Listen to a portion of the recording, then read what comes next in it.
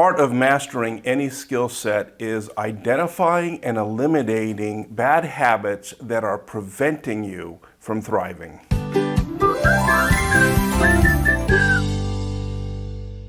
Hi everybody, I'm Greg from Heart Tools, where we make it simple to build great relationships. And there are some bad habits that we can pick up that make it very difficult for us to listen with empathy. And one of the first of those is we dig for information.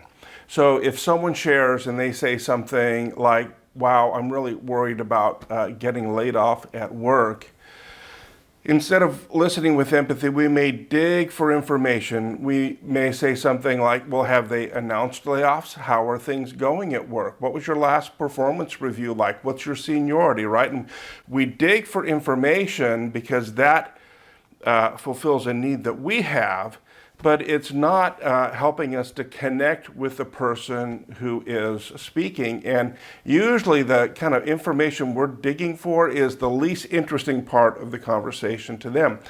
Sometimes we do that simply because we have a need to know, and so we're focusing on our need. But sometimes we're digging for information, and what is behind that is, I want to critique your anxiety. I want to get some information to see if your anxiety makes sense. And so instead of trying to connect with your emotion, I'm actually trying to evaluate your emotion. And that almost always shuts down conversation because people want to be taken seriously and they want to be connected with and understood. People don't want to be critiqued. Now, obviously, with our children, there's kind of a progression that goes on where when they're newborns, it's our job to do all their thinking for them. When they become adults, it's not our job to do their thinking for them anymore. And then kind of in that middle part, it's our job to help them pay attention to their thinking, to learn what they're thinking, to learn how to think, right? So there's the progression that goes on there. But even in that middle section where we're trying to help them learn how to think and evaluate their thinking, that goes a lot more smoothly if before you do that, you connect with them. One of the principles of good parenting is always connect before you correct. But by and large, when we're speaking with other adults, it's not our job to critique their emotion and say, well, I'm going to connect with you once I've decided whether or not you're being rational. The second bad habit that we get into is we go into problem-solving mode. And so someone says, you know, I'm worried about being laid off, and we immediately go into, how can I help you fix this problem?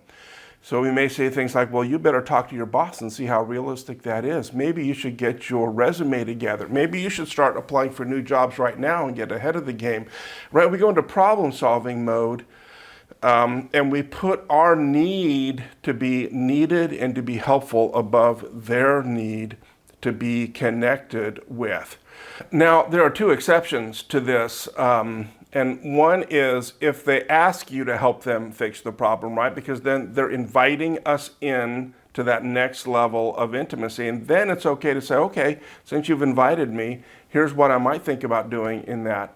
And the other is if it's the nature of the relationship, right? And so if you go to your financial counselor and tell him what you're worried about, you want more than just empathy, right? You want advice. You want to know how to fix this problem. So if it's part of the relationship, if it's part of the nature of the relationship, it's okay. Otherwise, what's going to happen is this bad habit, again, it's going to be shutting people down and creating disconnection, because when someone is sharing just because they want you to know who they are and what they're going through, they don't want you to take responsibility for their lives and fixing their problem.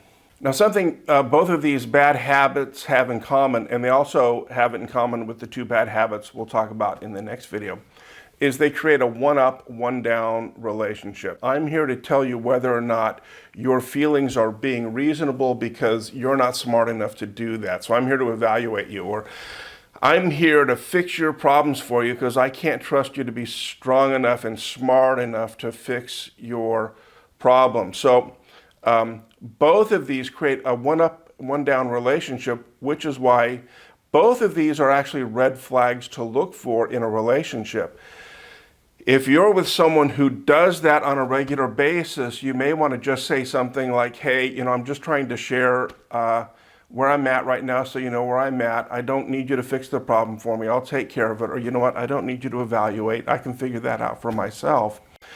Invite them to stop, taking responsibility for your life and just listen instead. But if they can't do that, if they constantly have to do that, it's because they have a need to be one up in a relationship, and that is not a healthy relationship to be in. So pay attention to that red flag as you're talking to people, but also as you're trying to learn how to listen with empathy with others.